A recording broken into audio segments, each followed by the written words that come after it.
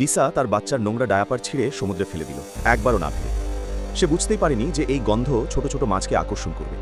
সে ভাবল হয়তো বেঁচে থাকার একটা আশার আলো খুঁজে পেয়েছে। তার কাছে থাকা সুইস আর্মি নাইফ দিয়ে সে একটি অস্থায়ী মাছ ধরার যন্ত্র বানালো, কিন্তু অনেক চেষ্টা করেও সে একটি মাছও ধরতে পারল না। সে ক্লান্ত এবং ক্ষুধার্ত হয়ে পড়ল। শেষ পর্যন্ত সে শিপিং কন্টেনারের মেঝেতে লুটিয়ে পড়ল। ঠিক যখন সব শেষ হয়ে যাচ্ছে মনে হচ্ছিল, তখন তার মাথার উপর দিয়ে একটি বিমান উড়ে গেল। সে আবার আশার আলো দেখতে পেল এবং দ্রুত কন্টেনারের ভিতরে ঢুকল। সেখানে একটি ভাঙা আয়না দেখে সেটি হাতে নিল। তারপর কন্টেনারের উপরে উঠে আয়নার মাধ্যমে সূর্যের আলো প্রতিফলিত করে সংকেত দেবার চেষ্টা করল। কিন্তু কিছুক্ষণের মধ্যেই বিমানটি চলে গেল। মাটিতে পড়ে থাকা একটি পুরনো ইয়ারফোনের তার দেখে তার মাথায় নতুন আইডিয়া এলো। সে তারগুলো জোড়া লাগিয়ে একটি ছোট মাছ ধরার জাল বানালো। পরের দিন সকালে সে জালটি সমুদ্রে ফেলল এবং তার শিশুর ডায়াপারটিও সেখানে রাখল। গন্ধ পেয়ে মাছগুলো দ্রুত জালের দিকে ছুটে এলো। সুযোগ বুঝে সে জাল টেনে তুলল। অনেকদিন ক্ষুধার্ত থাকার পর এবার তার খাবার মতো পর্যাপ্ত খাবার মিলল। এই কৌশল কাজ করায় সে বিশ্বাস করতে শুরু করলো যে সে বেঁচে থাকতে পারবে।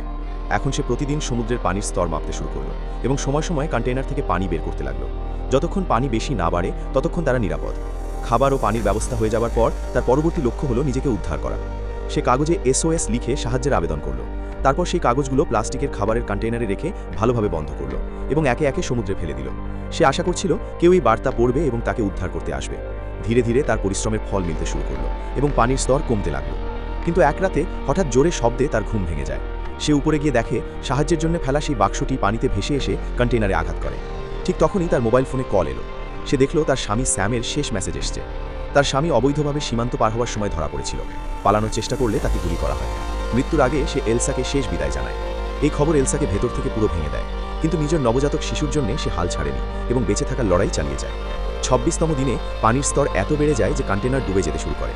পানির চাপ এত বেশি হয়ে যায় যে আর পানি বের করা সম্ভব ছিল না।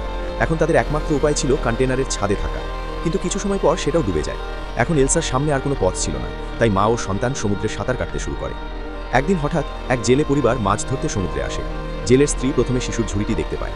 তারপর তারা ঝুড়ির সাথে বাঁধার দড়ি দেখতে পায়। দড়ি টানতে টানতে তারা এলসাকে খুঁজে পায়।